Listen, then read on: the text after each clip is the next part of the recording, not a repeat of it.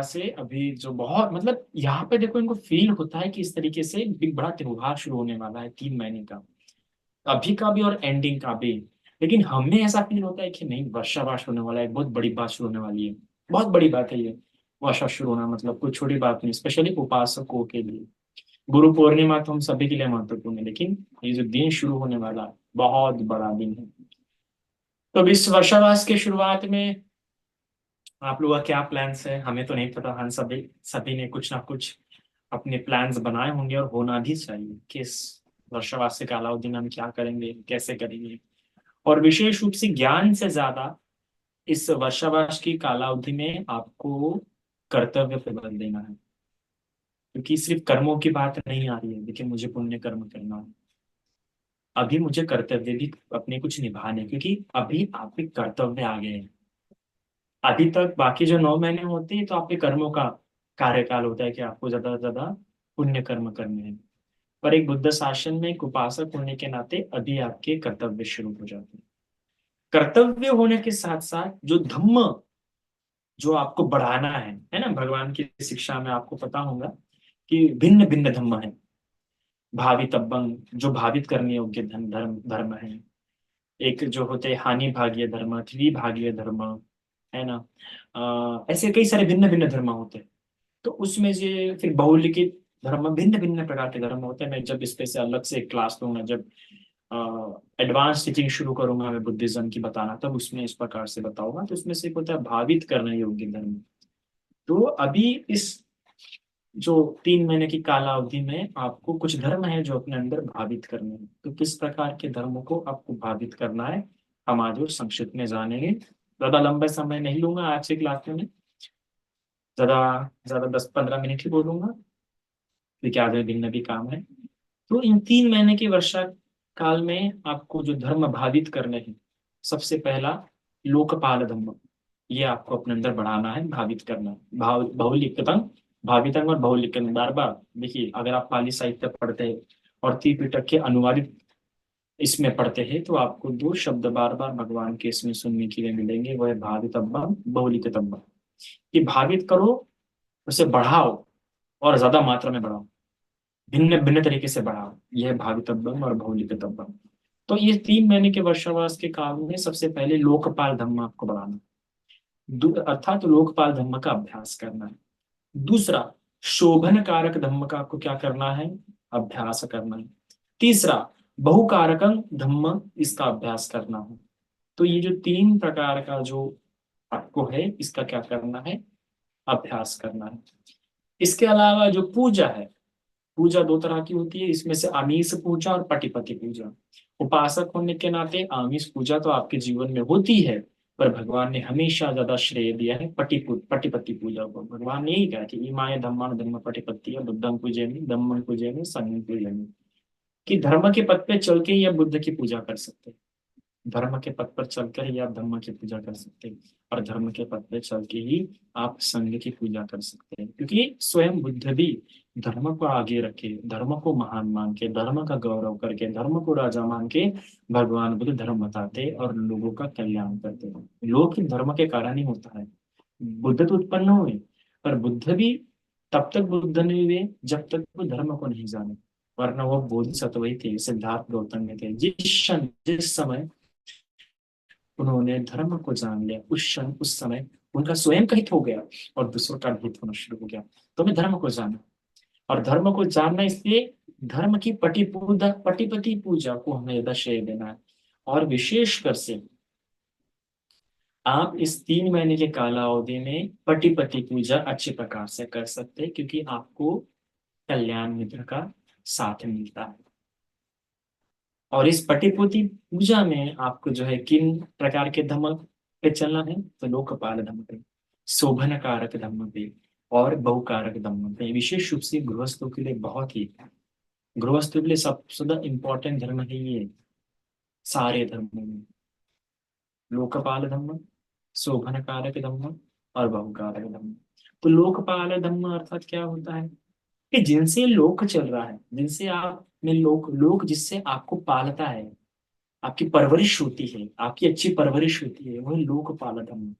तो इस बुद्ध शासन में ही नहीं, इस लोक में जो आप रह रहे हैं ना, अगर इस लोक में आपकी अच्छी परवरिश हो, अक्सर हम अपने माता पिताओं को देखते हैं अपनी परवरिश के लिए, पर इस बुद्ध शासन में, इस लोक में अगर आपकी ठीक प्रकार से परवरिश हो, तो आपको दो बातों को बढ़ाना होगा, दो बातों को अपने जीवन में अच्छी प्रकार से स्थान देना होगा। तो सबसे पहला हीरी, और दूसरा है वो तप। पाली शब्द है, सरल भाषा में कहूँ तो लज्जा और भय। इन दो बातों को भगवान बुद्ध के शासन में लोकपाल धम्म, क्योंकि इन्हीं बातों से आप लोक में पलते हैं, वरना मर जाओगे, अनाथ हो जाओगे, असंस्कृत हो जाओगे, भिन्न प्रकार के जो दुर्गुण है तुम्हारे अंदर क्या हो जाएंगे, प्रवेश कर जाएंगे, अगर ये दो पालों का, ये दो धर्मों को आपके अंदर नहीं बढ़ाया तो। अगर आपने अपने अंदर इन दो बातों को स्थान नहीं दिया, तो लोग आपकी परवरिश नहीं कर पाएंगे। अगर आप चाहते हो कि इस लोक में आपकी अच्छी प्रकार से परवरिश हो, तो अपने अंदर लज्जा को स्थान दो, भय को स्थान दो, और इन 3 महीनों में आप इन दो बातों को सही मायने में स्थान दे सकते हैं। क्यों? क्योंकि आप एक घंटे के गुरु के संपर्क में रहेंगे, और तभी इन दो बातों का सबसे ज्यादा स्थान रहता है ना? क्योंकि हमें आदत है तुरंत जवाब देने की, किसी ने कुछ बोला तुरंत पलट, तुरंत जवाब देने की, तुरंत मुंह पे जबान लड़ाने की। अगर ये आप में गुण है, तो आप में लज्जा और भय स्थान नहीं है। आपके इन बातों से पता चलता है कि आप तुरंत, अगर कोई बड़ा, अगर आपको, आप कोई बनते जी या कोई अपने बड़े माता पिता या बुजुर्ग जन आपको कुछ कह देते हैं, कुछ डांट देते हैं, और आप तुरंत उनके जबान पे आ जाते थे, तो इसका मतलब आप में लोकपाल धर्म नहीं है, आप में लज्जा, और आप में लज्जा और भय नहीं है। तो आपको लज्जा और भय बढ़ाना होगा। तो कैसे? जब गुरु के सानिध्य में रहते हो, आपको डांटते हैं, फिर भी आप चुपचाप सुन लेते हो। कई बार मैंने आपको बताया भी किस प्रकार से कभी कभार मुझे मेरे गुरु की बात पड़ती रहती थी, तो कभी कभार मैं बोलता था, बनते जी मुझे अच्छा नहीं, तो हम तो बड़े शांत स्वभाव से बोलना पड़ता है, क्योंकि हम ऐसा नहीं बोल सकते। तो गर्दन गर्दन नीचे डाल दूंगा, गर्दन, और बोलूंगा बंदे जी मुझे ये बात अच्छी नहीं लगी। तो गुरु ने ऐसा एक हाथ दिखा दिया, तो हम कुछ भी नहीं बोल सकते, बस शांत हो जाना है। कई बार बोलने की इच्छा होती है, रुकने का मन नहीं करता, पर बस हाथ दिखा दिया ना, तो वो हाथ दिखा दिया मतलब बस हमें शांत हो जाना। तो उस प्रकार से कई बार हमें भी कई बार बोलने की इच्छा होती है अपने माता पिता को, आपने ये गलत किया, आपने ये ठीक नहीं किया, या बड़े बुजुर्गों को। पर ये बोल देने से कुछ ठीक नहीं होने वाला है। कई बार रिश्ते और बिगड़ते हैं, तो हमारा क्या कर्तव्य बनता है कि हम चुप रहे, विशेष रूप से अगर हमसे वो बड़े हैं तो, किसी भी रूप से, ज्येष्ठ हो या श्रेष्ठ हो, दोनों में से अगर एक भी है, तो हमारा चुपचाप है, चुपचाप हो जाना। तो इससे हमारे अंदर के जो हीर और उद्धत है वो बाधित होता है, बहुलीकृत होता है, और हमें समाज से भी रक्षण मिलता है। ये लोकपाल धर्म है ना। तो फिर दूसरा होता है शोभन कारक धर्म। शोभन कारक धर्म मतलब होता है जिससे व्यक्ति की शोभा बढ़ती है, व्यक्ति की इज्जत सम्मान कीर्ति बढ़ती है। तो कौन सी वो दो बातें हैं? वो दो बातें हैं शोभन कारक धर्म में, शांति, सहनशीलता, और दूसरी है सारच्य, अर्थात मोडेस्टी, वीकनेस, सौम्यता। शांति और सौम्यता अगर व्यक्ति में हो, शांति होने से जरूरी नहीं कि सौम्यता हो, सौम्यता और शांति दोनों होनी चाहिए। शांति मतलब कैसे? अगर कोई हमें सुना रहा है, कोई कुछ बोल रहा है, कोई हमारा तप ले रहा है, तो शांत रहे, उन स्थितियों में शांत रहना सीखे। इस प्रकार भगवान बुद्ध बताते हैं ना किसको, जिस प्रकार से भगवान बुद्ध बताते हैं कि देखो, यहाँ के लोग इस प्रकार से हैं, तो पूर्ण, यहाँ के लोग बताते हैं कि किस प्रकार से पूर्ण, कहते हैं कि नहीं बनते, मैं तो सौभाग्यशाली मानूंगा कि हाँ इससे बुरा नहीं हुआ। तो जो व्यक्ति शांतिशील होता है, क्षमाशील होता है, वो हमेशा लोगों से इस प्रकार से अच्छाई की अपेक्षा नहीं करता। हम लोगों से अच्छाई की अपेक्षा नहीं कर सकते, याद रखना। हम बस सोचेंगे कि हाँ चलो, कम से कम इससे बुरा हो सकता था, ये व्यक्ति इससे बुरा कर सकता था, पर इसे नहीं किया, चलो ठीक है। अगर आपको शांत रहना है, तो आप लोगों से अगर अच्छाई अपेक्षा करोगे, तो आप और अशांत हो जाओगे कि अरे समाज में ऐसा करना चाहिए, वैसा करना चाहिए, छोड़ दीजिए। ठीक है, ये बुरा कर रहा है, ठीक है, कम से इससे बुरा कर सकता था, छोड़िए।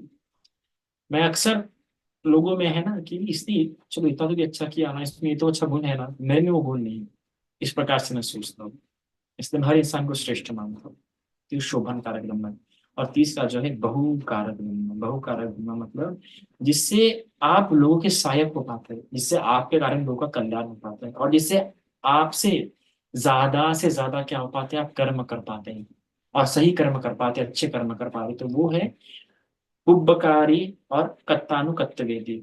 अर्थात कि हमेशा सॉरी, सती और संप्रजन्य, सॉरी सॉरी, सती और संप्रजन्य ये बहुकारक धर्म होते हैं। अर्थात जिससे आप ज्यादा से ज्यादा अच्छे कर्म कर पाते हैं और आप में ज्यादा क्वालिटीज और स्किल्स डेवलप हो पाते हैं। तो वो कौन थी? सती और संप्रजन्य। सती और संप्रजन्य बहुत महत्वपूर्ण धर्म है। मैं यहाँ पे सती और संप्रजन्य को विस्तार से नहीं समझाऊंगा, क्योंकि एक भिन्न विषय है। सती अपने आप में एक भिन्न विषय है, संप्रजन्य अपने आप में एक भिन्न विषय है। और समाधि का विषय होने के कारण इसमें बहुत कुछ बताया जा सकता है, बहुत कुछ। यहाँ पे मैं नहीं बताऊंगा, पर सती आप सब जानते हैं कि जागरूक रहना। तो किन चीजों के प्रति? जो आपके चार है पथ, जो आपके जो आप किस चीज को देखते हैं, जो आप चल रहे हैं, बोल रहे हैं, इन सब के प्रति जागरूक रहो कि मैं ये कर रहा हूँ। और संप्रजन्य मतलब इनके प्रति, इंटेंशंस के प्रति जागरूक रहना। तो ये दो। तो इस प्रकार से लोकपाल धर्म, शोभन कारक धर्म और बहुकारक धर्म पे आपको बहुत ज्यादा बल देना है। इन तीन धर्मों को आपको इस वर्षावास के कालावधि में बढ़ाना है। तो आप सही मायने में वास कर रहे हैं। तो आप वर्षावास से क्या कर पा रहे हैं? लाभ ले पा रहे हैं। तो ज्यादा नहीं बोलूंगा, मुझे कॉल आ रहे हैं, जाना है। तो इतना आज के लिए काफी है। साधु साधु, इतना ही कहूंगा। वर्षावास के लिए बहुत बहुत मंगल कामनाएं। आशा करता हूँ कि इस वर्षा काल में आपके संकल्प पूरी हो। वर्षावास का कालावधि आपके संकल्प करने के लिए, वीर्य बढ़ाने के लिए, श्रद्धा बढ़ाने के लिए, जो पांच धर्म जो बताए जाते हैं ना, कौन से? श्रद्धा, सती, समाधि, वीर्य और प्रज्ञा, इन पांच बातों को बढ़ाना है। याद रखना, आपको इन पांच बातों पे ही आपको सबसे ज्यादा बल देना है। प्रज्ञा, सती, समाधि, श्रद्धा और वीर्य, इन पांचों को बढ़ाओ, अच्छी प्रकार से बढ़ाओ। और इसी के लिए ये वर्षावाल होता है ना। कई सारे लोग मैं देखता है कि भिन्न भिन्न जगहों पे ध्यान साधना के लिए जाते हैं, विपश्यना शिविर के लिए जाते हैं। आप जाते हैं, अच्छी बात है। पर मैं तो ये कहूंगा कि कर्तव्य का कालावधि होने के कारण से आपने ज्यादातर सेवा बल पे ध्यान देना चाहिए, है ना। और जा रहे हैं तो वहां पे भी सेवा के लिए जाइए। वर्षावासी कालावधि में ध्यान ज्यादा सेवा के काल में जाइए। अगर वर्षावासी काल में आप कहीं जा रहे हैं तो विपश्यना सेवा के लिए जाइए, सेवा दीजिए। इस प्रकार से धर्म का अभ्यास कीजिए। इतना आज के लिए काफी है। साधु साधु।